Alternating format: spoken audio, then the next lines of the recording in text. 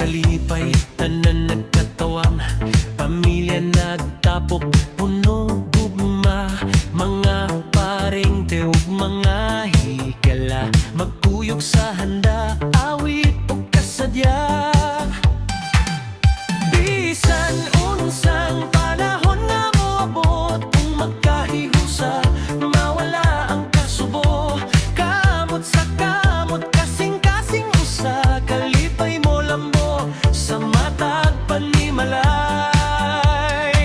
Maglipay ta, magsadya ta, mag-awit ug sayaw nga walay kabalaka, pamilya, paryente, higala nga tinuod, magkahiusa, nalig-on ang gugma. Sa matag selebrasyon, pasalamat kita sa mga panalangin nga gihatag niya.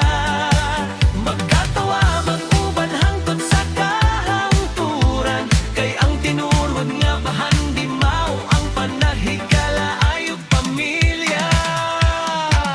Sa pista kaadlawan ug panagtigom, malipayong panumduman, atong matigom mga bata nagdagan, ang tanan nag-awit, ang gugma sa pamilya dili mapulihan.